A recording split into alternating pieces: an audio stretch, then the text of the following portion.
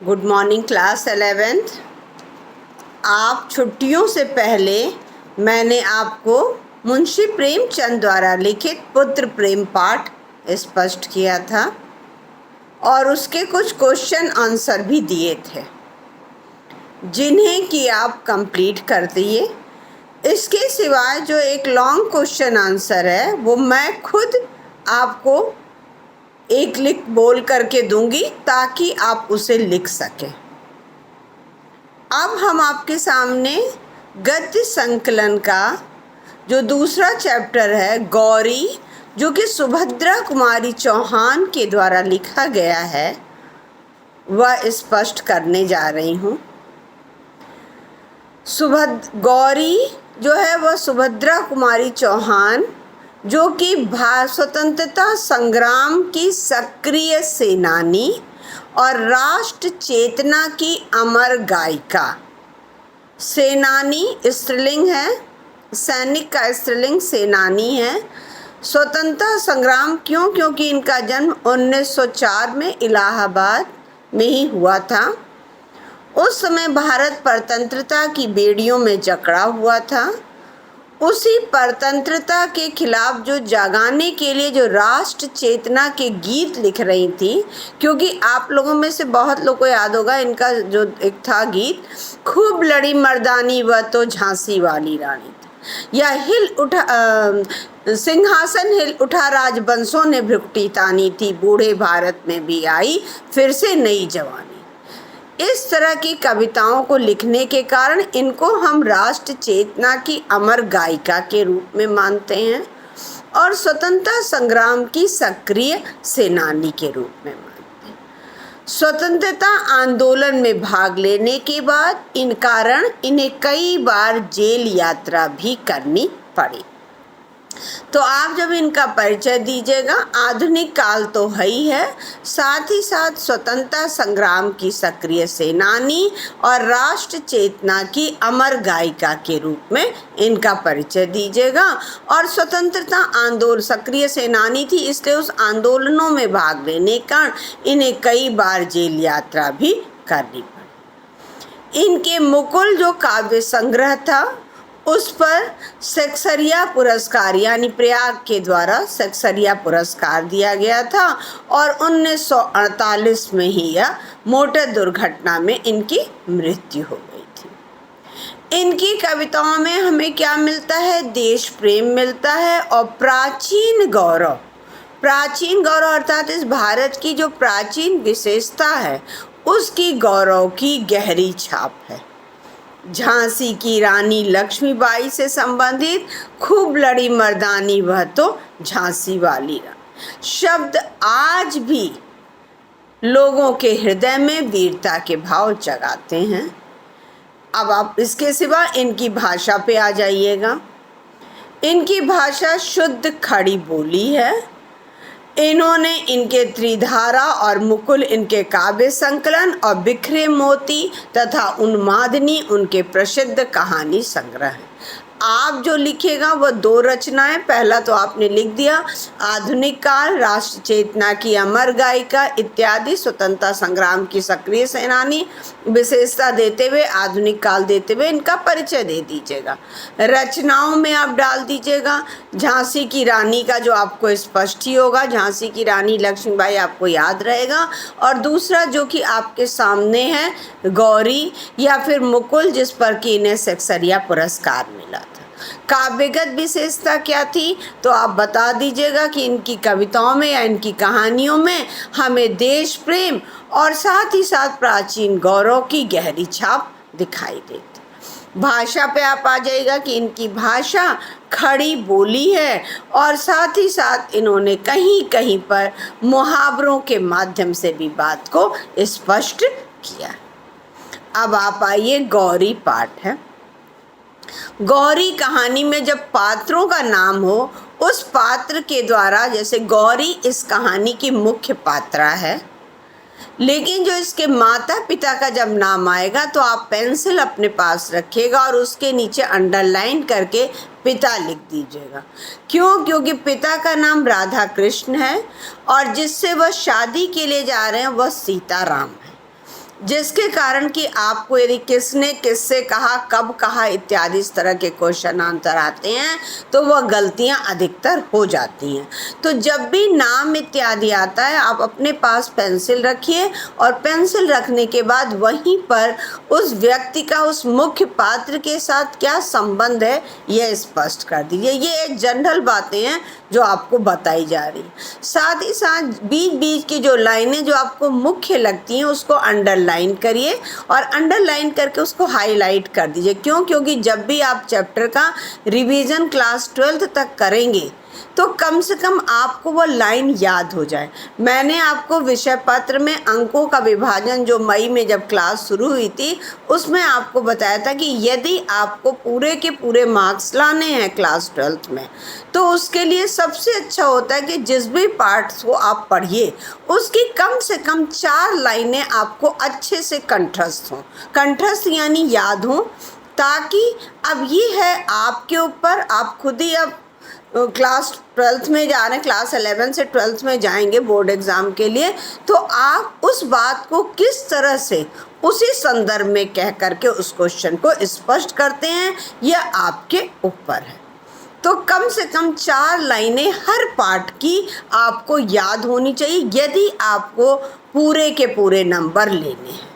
अन्यथा यदि आप नहीं करते हैं तो वही आप उसी क्वेश्चन के आंसर को लिखेंगे और नहीं तो वो आपको 6 और 7 के बीच में मार्क्स दे दिया जाता है, 6 से 8 के बीच में। और यदि वहीं पर आपने पूरी 4 की 4 लाइनें दे दी तो अभी तक ये 12.5 नंबर का क्वेश्चन आता था जो कि 10 नंबर का हो गया, उसमें आपको पूरे 12.5 के 12.5 नंबर मिलते थे और वह आपके 250 वर्ड होते थे। तो अभी भी आपको 200 वर्ड है, आप घबराएंगे नहीं। क्यों? क्योंकि आप जब लिखने लगेंगे तो आपको खुद ही वह 200 क्या आपका खुद बड़ा हो जाता है, उसे आपको छोटा करना पड़ता है।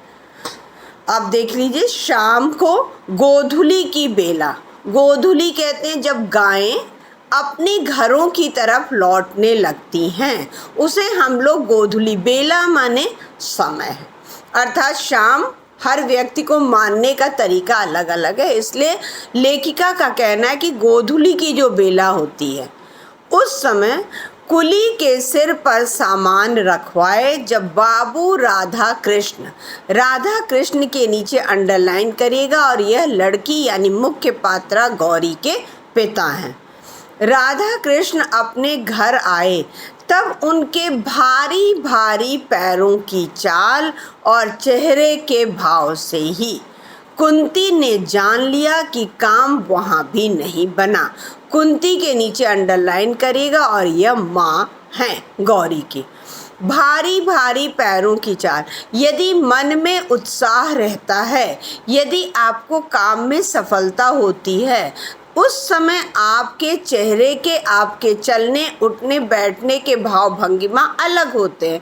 और वहीं पर यदि आपकी असफलता हुई है या आपका मन नहीं है किसी कार्य को करने के, उस समय आपके जो चेहरे ही नहीं बल्कि आपके उठने बैठने के भाव में भी परिवर्तन हो जाता है।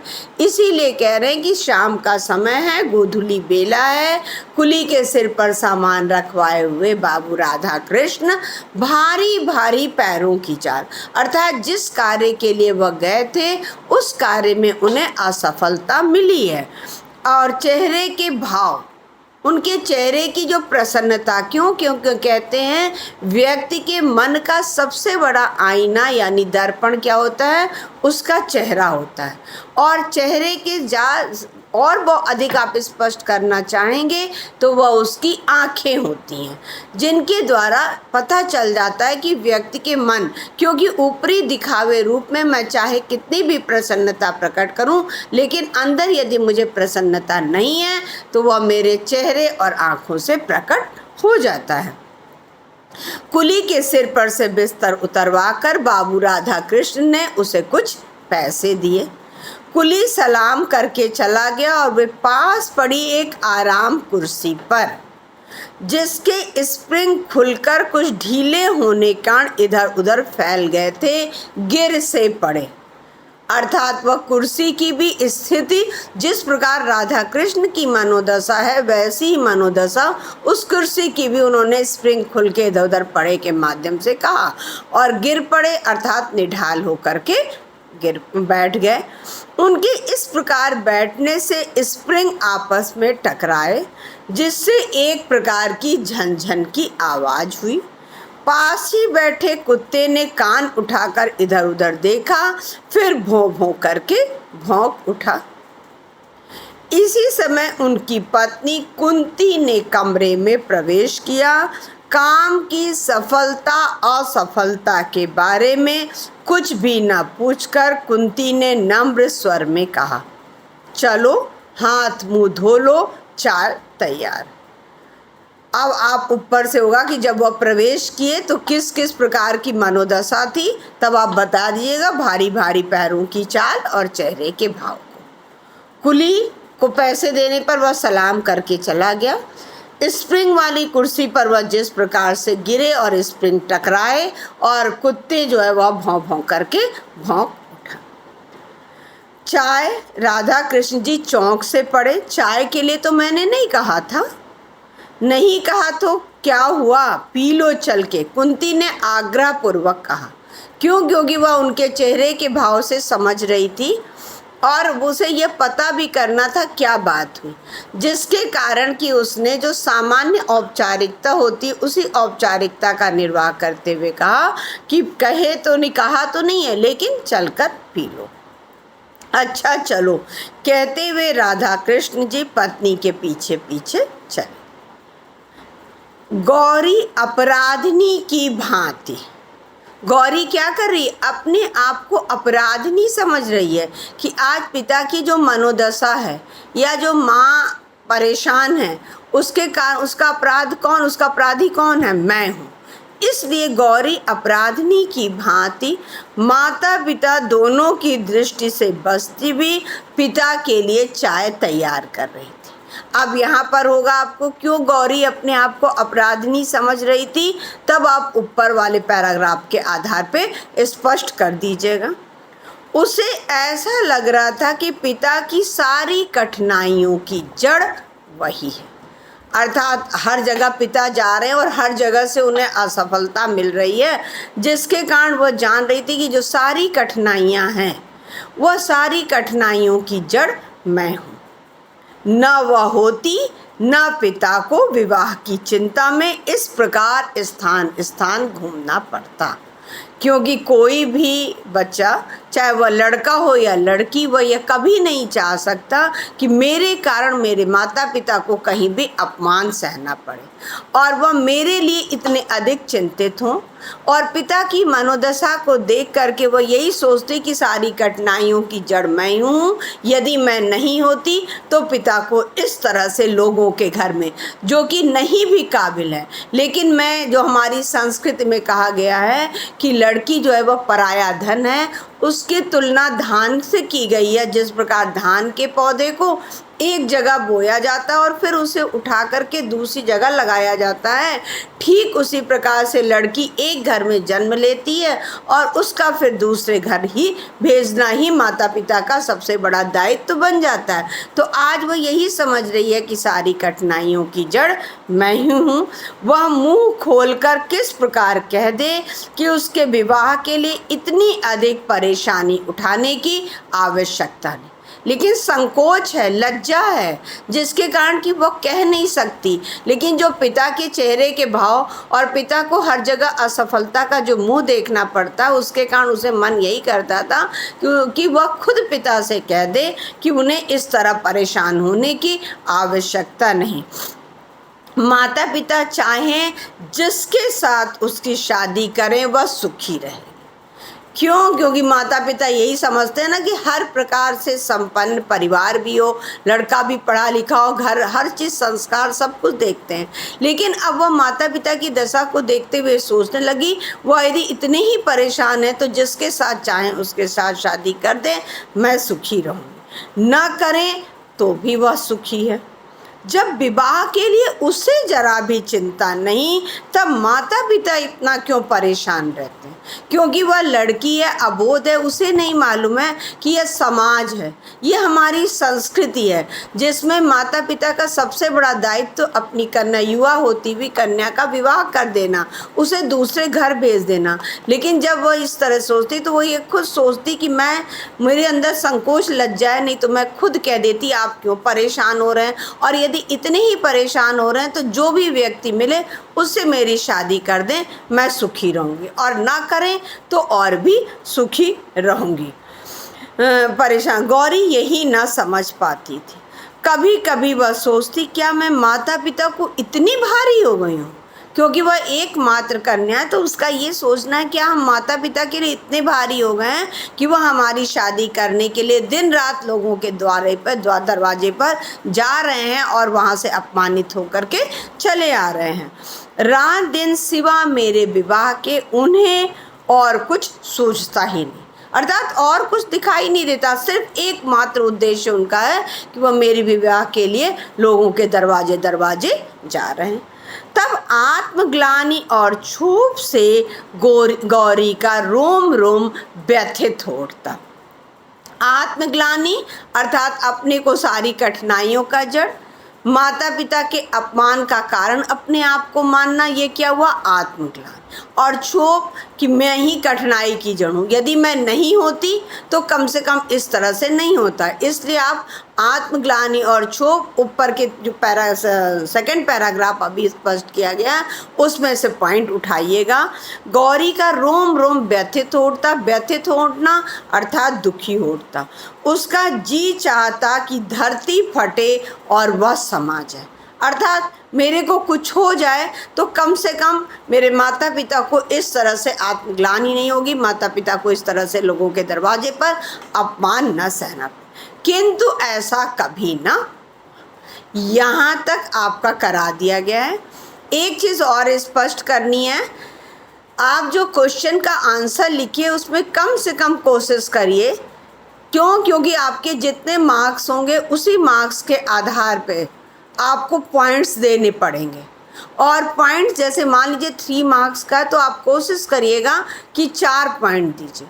क्यों? क्योंकि हो सकता है उनमें से कोई ऐसा पॉइंट जो आपको तो लग रहा है कि सही है, लेकिन जो एग्ज़ामिनर चेक कर रहा है उसे लग रहा है कि नहीं, वो पॉइंट्स नहीं है।